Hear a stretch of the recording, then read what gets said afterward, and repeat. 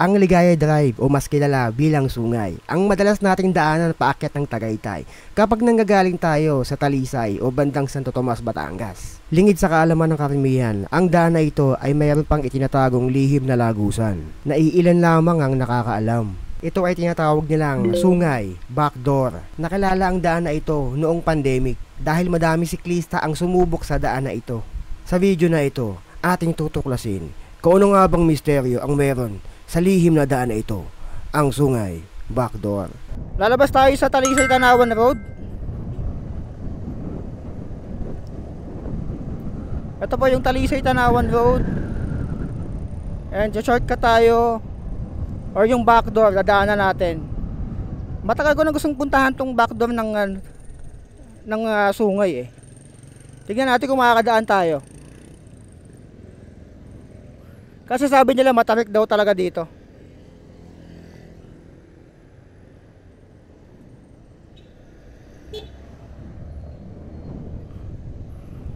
Ito na po, nasa Talisay Tanawan Road na po tayo. Pero dumaan yung bagyo eh. Hindi ko lang sure kung makakadaan pa rin dito. Kanan tayo dito. Etong kanan na to. Dito, palatandaan nyo itong baby power. Itong bread stand na may salamin. Nandun yung sa papuntang Ligaya Drive na likuan. Maiksi lang to eh. Tingnan natin kung maaahon natin to ng maayos. Ito yung backdoor.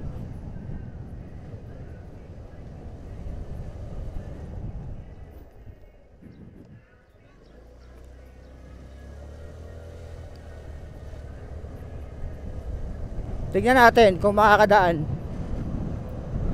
Nung nakabike pa ako, dati gusto kong puntahan to. Eh kaso wala akong time eh. Ngayon, may time na tayo, pupuntahan natin. Inaahon to na nakabike eh. Na mga siklista eh.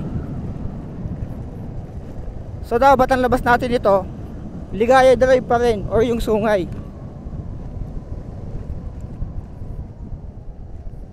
Tingnan natin kung passable. Kasi pag ginugel mouse mo to, hindi siya dediretso eh.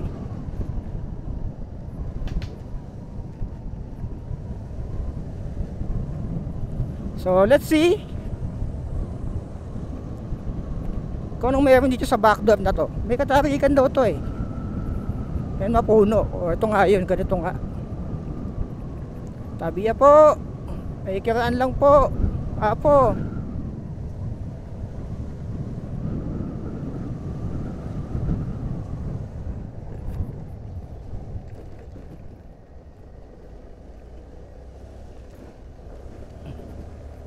Ito na, patarik, paahon. Kanan natin. Bihira dumadaan dito eh. Tarik nga. Shish. Ang tarik. Oh shit. Putang na, nakaano tayo ngayon. Tingnan nyo. Baba, likod. Ah! Parang ito hindi na ano ko sa Batangas. Yung nakalaang vlog ko, ang tarik din dito. Grabe yung legend dito. 20%? 22? Estimate ha. Matarik yung sa part na yun ha.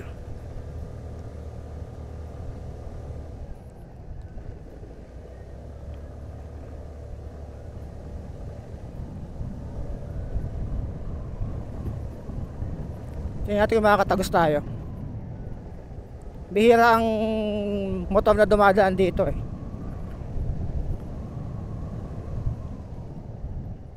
Hindi naman kasi ito talaga yung daanan papunta dito. Papuntang Sungay. Pero may tagos to eh. Grabe yung ano ng ano dito. Puro mga ano, bakas ng nakaraang bagyo. Explore natin.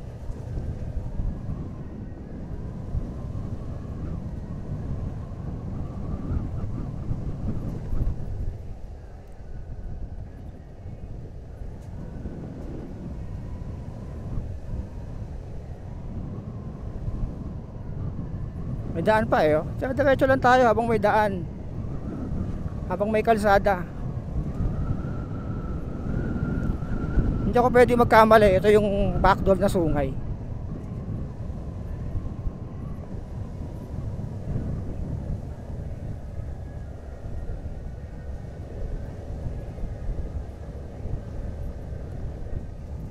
Magko-connect na.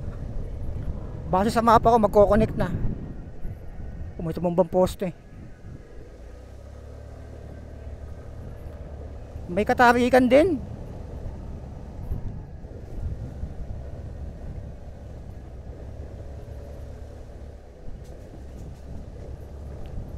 Pag solo ka lang dito, matatakot ka dumaan dito. Uy, matarik to. Matarik nga to. Oh shit.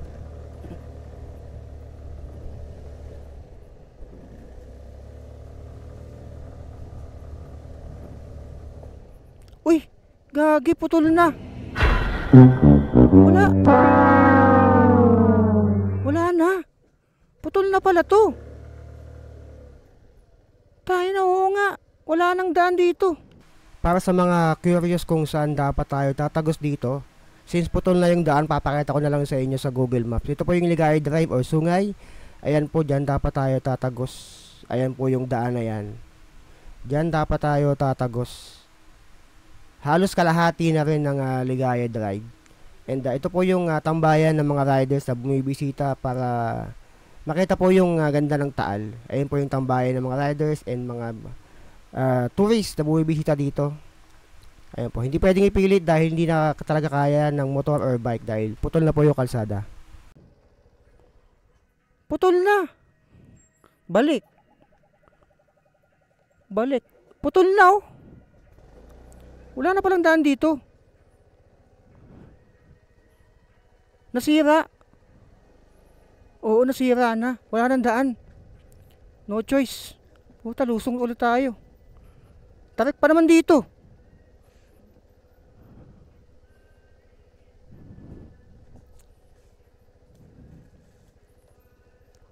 Shit. Lusong pabalik. Wala na palang daan doon. Tama pala, nagtanong ako.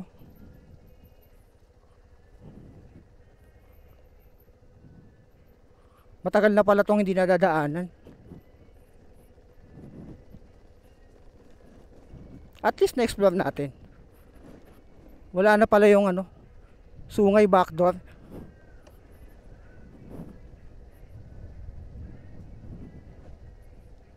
Pero nakakatakot dito.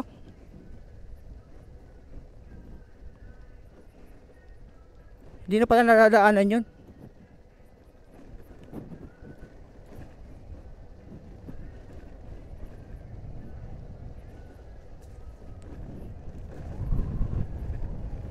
Sayang, hindi tayo nakatagos.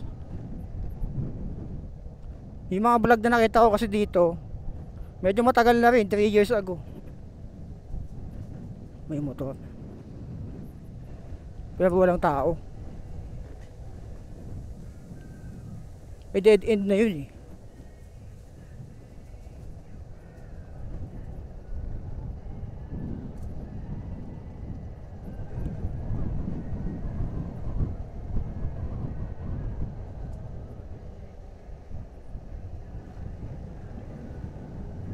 Balik, si so be it. May katarikan pa naman yung isang part dito.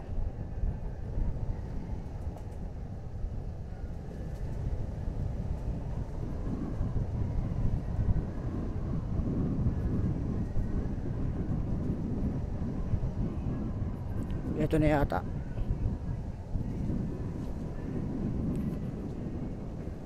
Nakakatakot. Para tayo nasa horror movie.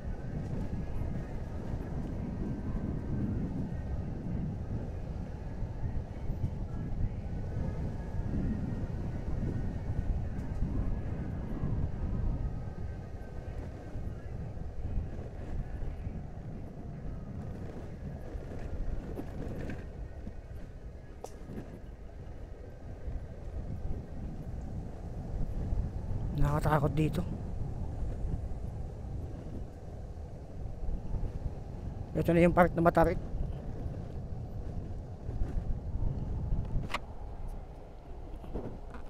Sayang yung ahon natin. Ito may katarikan to, puta. Aso pala yun. Sorry.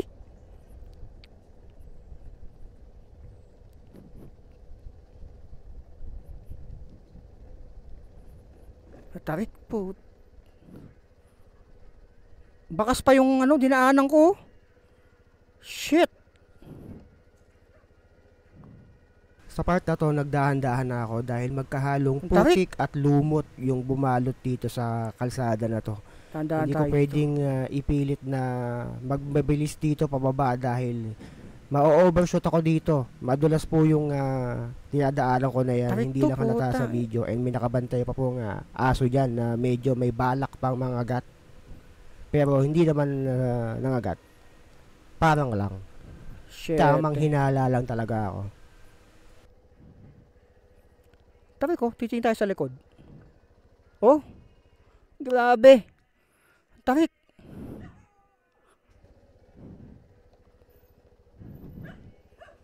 May kidaan lang po.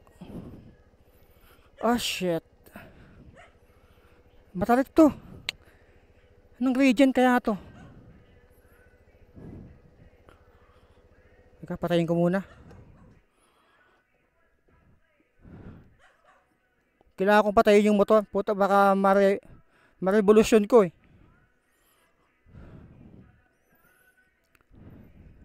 Delikado. Tingin sa likod. Oy! Nakatingin yung aso. Ang tarik!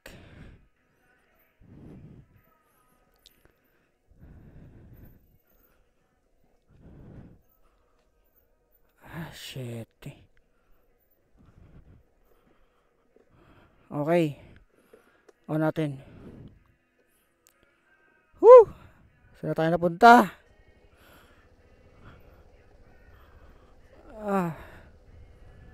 Woo! Ang tarik doon! Never again! Ay! Thank you Lord! Grabe yun! Wala na palang daan doon.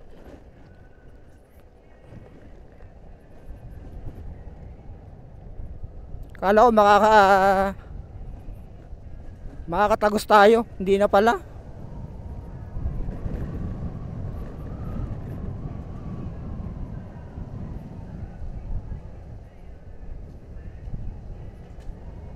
So wala na pala yung sungay backdoor.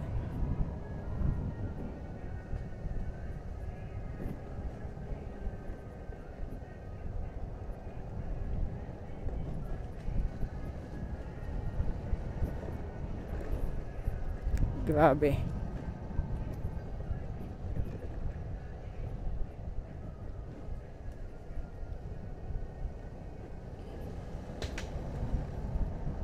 Sira na pala yung daan na yun.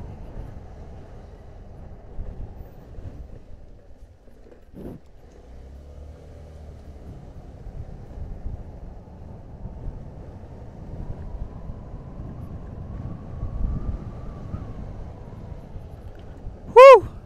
Thank you Lord. Hindi naman ako kinabahan.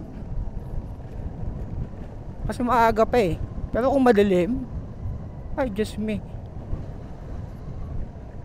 Just me yung mari-mari.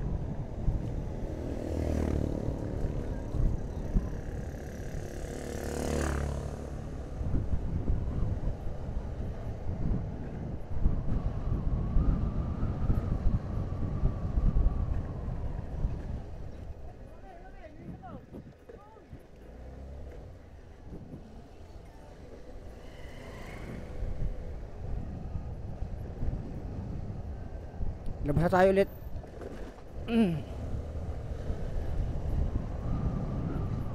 Ito na, labas na tayo ulit.